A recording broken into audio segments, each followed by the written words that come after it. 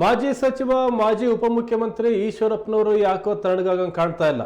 ಇನ್ನೇನು ಈದ್ಗಾ ಮೈದಾನ ವಿವಾದ ಸುಖಾಂತ್ಯ ಆಯಿತು ಅಂತಿದ್ದಂತೆ ಈಶ್ವರಪ್ಪನವರು SP ಮತ್ತು DC ಅವರ ವಿರುದ್ಧವೇ ವಾಗ್ದಾಳಿ ನಡೆಸಿದ್ದಾರೆ. ಕೋರ್ಟ್ನಲ್ಲೇ ಬಗೆಹರಿಸಿಕೊಳ್ಳಿ ಅಂದರೆ DC ಆಗಿ ನೀವು ಯಾಕಿರಬೇಕು, ರಾಜೀನಾಮೆ ಕೊಟ್ಟು ಮನೆಗೆ ಹೋಗಿ ಅಂತ ಕುಟುಕಿದ್ದಾರೆ. ಪಾಲಿಕೆ ಜಾಗವನ್ನು ಪಾಲಿಕೆಗೆ ನೀಡಬೇಕು, ಅಕ್ರಮ ಖಾತೆ ಮಾಡಿದವರ ವಿರುದ್ಧ ಕ್ರಮ ತಗೋಬೇಕು, DC ಅವರು ಕೋರ್ಟ್ಗೆ ಹೋಗಿ ಎಂದಿರೋದು ಅಕ್ಷಮ್ಯ ಅಪರಾಧ ಅಂತ ಹೇಳಿರೋ ಈಶ್ವರಪ್ಪನವರು ಈ ಕುರಿತು ನಾವು ಲೋಕಾಯುಕ್ತರಿಗೆ ದೂರು ಕೊಡ್ತೀವಿ, ನ್ಯಾಯಾಂಗ ಹೋರಾಟವನ್ನು ಸಹ ಮಾಡ್ತೀವಿ ಅಂತ ಹೇಳಿದ್ದಾರೆ. ಮತ್ತೆ ಶಾಸಕರ ಬಗ್ಗೆನೂ ಪ್ರಸ್ತಾಪ ಮಾಡಿದ್ದಾರೆ, ಅವರಿಗೆ ದಿಕ್ಕು ತಪ್ಪಿಸಿದ್ದಾರೆ ಅಂತೇಳಿ. ಇನ್ನು ಮತ್ತೊಂದು ವಿವಾದವನ್ನು ಈಶ್ವರಪ್ಪನವರು ಪ್ರಸ್ತಾಪ ಮಾಡಿದ್ರು. ಈ ರೈಲ್ವೆ ಕಂಬಿಗಳನ್ನು ಬಳಸಿ ಬೇಲಿ ಹಾಕಿದಂತೆ. ಅದಕ್ಕೆ ಅವರ ಆಕ್ಷೇಪಣೆ ಏನು ಅಂತಂದ್ರೆ, ಬೇಲಿ ಹಾಕೋ ಜಾಗ ಅಲ್ಲ, ಮತ್ತೆ ರೈಲ್ವೆ ಕಂಬಿ ಉಪಯೋಗಿಸಿ ರೈಲ್ವೆ ಬೇಲಿಗಳನ್ನು ಹಾಕಿದ್ದಾರೆ. ಈ ಕುರಿತು SP ಅವರು ದೂರ ದಾಖಲಿಸಿಲ್ಲ. ಹಾಗಾದ್ರೆ ನನ್ನ ವಿರುದ್ಧ ಯಾಕೆ ಸುಮೋಟೋ ಕೇಸ್ ಹಾಕಿದ್ರಿ ಅಂತ SP ಅವರಿಗೂ ಈಶ್ವರಪ್ಪನವರು ಪ್ರಶ್ನೆ ಮಾಡಿದ್ದಾರೆ. ಪ್ರಕರಣ ಸುಖಾಂತ್ಯ ಆಯಿತು, ಯಾವುದು ಈದ್ಗಾ ಪ್ರಕರಣ ಸುಖಾಂತ್ಯ ಆಯಿತು ಅಂತ ಹೇಳಿ DC SP ದಾರಿ ತಪ್ಪಿಸಿದ್ದಾರೆ. ನಾನು ಕೊಟ್ಟಿರೋ ದಾಖಲೆಗಳನ್ನು DC ಅವರು ನೋಡೇ ಇಲ್ಲ, ಅವರಿಗೆ ಕಣ್ಣು ಕಾಣಿಸಲ್ಲ ಅಂತ ಹೇಳಿ ಈಶ್ವರಪ್ಪನವರು ಕಟುವಾಗಿಯೇ ಮಾತನಾಡಿದ್ದಾರೆ. ಶಿವಮೊಗ್ಗ ಮಹಾನಗರ ಪಾಲಿಕೆಯ ಆಟದ ಮೈದಾನ, ಅವರೇನು ಈದ್ಗಾ ಮೈದಾನ ಅಂತ ಕರೀತಾ ಇದ್ದಾರೆ, ಅದ್ರ ಬಗ್ಗೆ ಸಾಕಷ್ಟು ಗೊಂದಲಗಳೆಲ್ಲ ಆಗಿ ಬೇಲಿ ಹಾಕಿ ಬೇಲಿ ತೆಗೆದು ಅದನ್ನೇ ಮಾನ್ಯ SP ಅವರು ಮತ್ತು DC ಅವರು, ಮಾನ್ಯ ಮಿಥುನ್ ಕುಮಾರ್ ಅವರು ಮತ್ತು ಗುರುದತ್ತ ಹೆಗಡೆ ಅವರು ಮೈದಾನ ವಿವಾದ ಸುಖಾಂತ್ಯ ಅಂತ ಹೇಳಿದ್ದಾರೆ. ಇಲ್ಲಿ ತುಂಬ ಸ್ಪಷ್ಟವಾಗಿ ಆಗಬೇಕಾದಂಥ ಕೆಲಸ,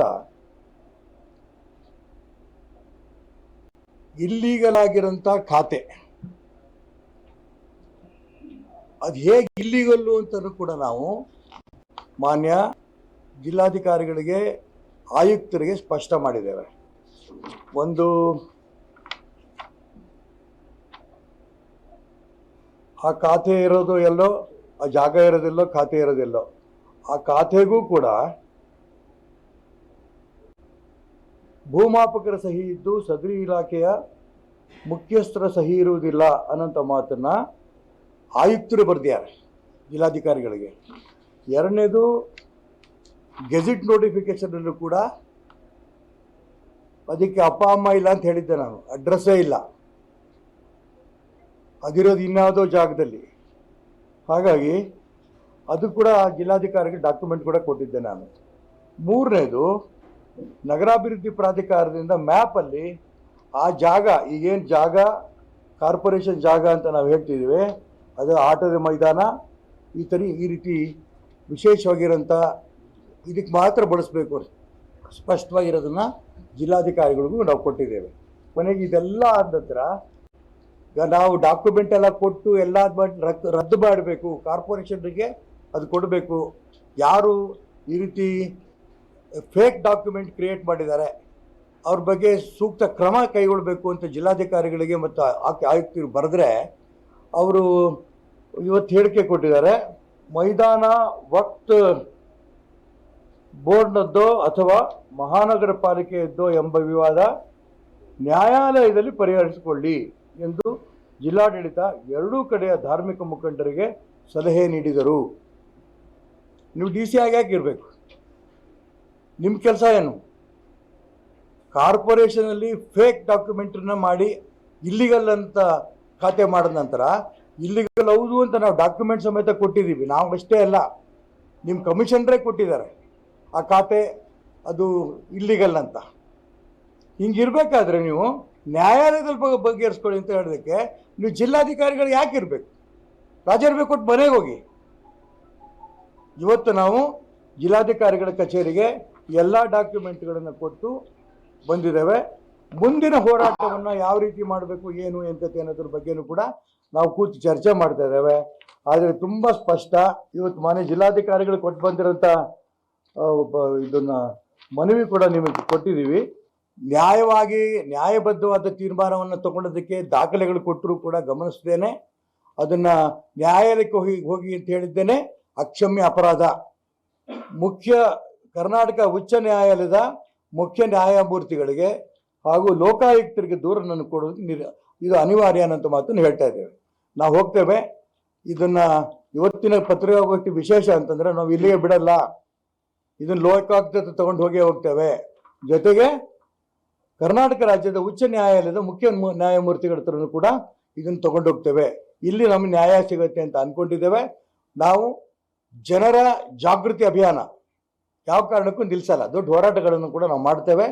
ಪ್ರಮುಖವಾಗಿ ಕರ್ನಾಟಕ ಉಚ್ಚ ನ್ಯಾಯಾಲಯದ ಮುಖ್ಯ ನ್ಯಾಯಮೂರ್ತಿಗಳಿಗೆ ಹೋಗಿ ನಾವು ಭೇಟಿ ಮಾಡೋದಿದ್ದೇವೆ ಮತ್ತು ಲೋಕಾಯುಕ್ತರನ್ನು ಕೂಡ ಹೋಗಿ ಭೇಟಿ ಮಾಡಿ ದೂರನ್ನು ಅವ್ರ ಹತ್ರ ನಾವು ಕೊಡೋದಿದ್ದೇವೆ. ಜಿಲ್ಲಾಧಿಕಾರಿಗಳು ಮಾಡಿರೋಂಥ ತಪ್ಪನ್ನು ಅದನ್ನು ಜಿಲ್ಲಾಧಿಕಾರಿಗಳ ಬಗ್ಗೆ ನೀವು ಏನು ಅವರಿಗೆ ಸೂಕ್ತವಾದ ಮಾರ್ಗದರ್ಶನ ಮಾಡಬೇಕು ಅನ್ನೋಂಥ ಅಂಶವನ್ನು ಲೋಕಾಯುಕ್ತರಿಗೆ ಮತ್ತು ಉಚ್ಚ ನ್ಯಾಯಾಲಯದ ಮುಖ್ಯ ನ್ಯಾಯಮೂರ್ತಿಗಳ ಹತ್ರ ಹೋಗ್ತಾ ಇದ್ದೇವೆ. ಇನ್ನು ಬಹಳ ಪ್ರಮುಖ ಎಸ್ ಪಿ ಅವರು ನಾವೇನು ಅವ್ರಿಗೆ ತಿಳಿಸಿದ್ವಿ, ಅಲ್ಲಿ ಯಾರು ರೈಲ್ವೆ ಹಳಿಯನ್ನು ಬಳಸ್ಕೊಂಡು ಅಲ್ಲಿ ಫೆನ್ಸಿಂಗ್ ಹಾಕಿದ್ರು, ರೈಲ್ವೆ ಇಲಾಖೆಗೆ ಸೇರಿದ ಕಬ್ಬಿಣದ ರೈಲ್ವೆ ಹಳಿಗಳನ್ನು ಕಾನೂನು ಬಾಹಿರವಾಗಿ ತಂದು ಅವುಗಳನ್ನು ನೆಟ್ಟು ಬೇಲಿಯನ್ನು ಅಡ್ಡಲಾಗಿ ನಿರ್ಮಿಸಿ ಅನುಸೂಚಿತ ಸ್ವತ್ತಿನ ಒಳಗೆ ಸಾರ್ವಜನಿಕ ಪ್ರದೇಶಕ್ಕೆ ತಡೆಯೊಡ್ಡಿ ಅನಧಿಕೃತವಾಗಿ ಬೇಲಿಯನ್ನು ನಿರ್ಮಾಣ ಮಾಡಿರುತ್ತಾರೆ ಅನ್ನೋದೇನು ನಾವು ತಿಳಿಸಿದ್ವಿ. ಅದ್ರ ಬಗ್ಗೆ ಜಿಲ್ಲಾ ರಕ್ಷಣಾಧಿಕಾರಿಗಳು, ನಾನು ಅವ್ರ ಹತ್ರ ಮಾತಾಡಿದೆ. ನೀವು ಯಾಕೆ ಜಿಲ್ಲಾ ರಕ್ಷಣಾಧಿಕಾರಿಗಳು ಇರಬೇಕು, ನೀವು ರಾಜೀನಾಮೆ ಕೊಟ್ಟು ಹೋಗೋದು ಸೂಕ್ತ ಅಂತ. ಅವರು ನಾವು ಯಾವುದೂ ನಮಗೆ ಕಂಪ್ಲೇಂಟೇ ಮಾಡಿಲ್ಲ ಸರ್ ಅನ್ನೋಂಥ ಮಾತನ್ನು ಹೇಳಿದರು. ಬಾಂಗ್ಲಾದೇಶದಲ್ಲಿರೋಂಥ ಹಿಂದೂಗಳ ಮೇಲೆ ಇಲ್ಲ ಅನ್ನ ತಿಂದು ಅವರಿಗೆ ನಾವು ಸಹಕಾರ ಕೊಟ್ಟಂಥ, ಅವರು ಬಾಂಗ್ಲಾದೇಶ ಆಗಂಥ ಸಂದರ್ಭ ಸಹಕಾರ ಕೊಟ್ಟಂಥ ಭಾರತೀಯರ ಹಿಂದೂಗಳ ಹೆಣ್ಮಕ್ಳನ್ನು ಅತ್ಯಾಚಾರ ಮಾಡಿ ಹೊರಗಡೆ ಹಾಕ್ತಾ ಇದ್ರು. ಇದನ್ನು ಖಂಡನೆ ಮಾಡಿ ನಾವು ಸಭೆಯಲ್ಲಿ ಭಾಷಣ ಮಾಡ್ತಾ ಇರೋಂಥ ಸಂದರ್ಭದಲ್ಲಿ, ಯಾರೂ ಕಂಪ್ಲೇಂಟ್ ಕೊಡದೇ ಇರೋಂಥ ಸಂದರ್ಭದಲ್ಲಿ ಸೋಮೋಟ ಕೇಸ್ ನನ್ನ ಮೇಲೆ ಹೇಗೆ ಹಾಕಿದ್ರಿ ನಾನು ಕೇಳಿದೆ ಜಿಲ್ಲಾ ರಕ್ಷಣಾಧಿಕಾರಿಗಳಿಗೆ. ಅದರಿಂದ ಅವ್ರಿಗೆ ಉತ್ತರ ಇಲ್ಲ. ಈಗಲೂ ಕೂಡ ನಾನು ಜಿಲ್ಲಾ ರಕ್ಷಣಾಧಿಕಾರಿಗಳಿಗೆ ಹೇಳಕ್ಕೆ ಇಷ್ಟಪಡ್ತೇನೆ, ನೀವು ಇನ್ನೂ ಕೂಡ ಅದ್ರ ಬಗ್ಗೆ ಕ್ರಮ ತಗೊಂಡಿಲ್ಲ. ಯಾರು ರೈಲ್ವೆ ಇಲಾಖೆಯ ಕಬ್ಬಿಣದ ರೈಲ್ವೆ ಹಳಿಗಳನ್ನು ಬಳಸ್ಕೊಂಡಿದ್ರಿ, ಜೊತೆಗೆ ಅಲ್ಲಿ ಬೇಲಿ ಹಾಕದೆ ಕಾನೂನು ಬಾಹಿರ, ಆ ಸಂಬಂಧಪಟ್ಟ ವ್ಯಕ್ತಿಗಳನ್ನು ನೀವು ಇಮ್ಮಿಡಿಯೇಟ್ ಕ್ರಮ ತಗೋಬೇಕು. ಇಲ್ಲ ಅಂತಂದರೆ ರೈಲ್ವೆ ಡಿಪಾರ್ಟ್ಮೆಂಟಿನ ಮೇಲೆ ನಾವು ಅವ್ರ ಮುಖಾಂತರ ಕಂಪ್ಲೇಂಟ್ ಕೊಡಬೇಕು ಏನು ಅಂತ ಕಾನೂನುಬದ್ಧವಾಗಿ ಯೋಚನೆ ಮಾಡ್ತಾ ಇದ್ವಿ. ಜಿಲ್ಲಾ ರಕ್ಷಣಾಧಿಕಾರಿಗಳು ಈ ಕಡೆನೂ ಕಂಪ್ಲೇಂಟ್ ಕೊಡಬೇಕು. ಇನ್ನೂ ಕೂಡ DC ಅವ್ರಿಗೆ ಒತ್ತಾಯ ಮಾಡ್ತೇನೆ, ಈಗೇನು ಆ ಒಂದು ಜಾಗ ಕಾನೂನುಬದ್ಧವಾಗಿ ಕಾರ್ಪೊರೇಷನ್ಗೆ ಸಲ್ಲಬೇಕು ಅನ್ನೋದನ್ನು ದಾಖಲೆ ಸಮೇತ ಕೊಟ್ಟಿದ್ದೀವಿ.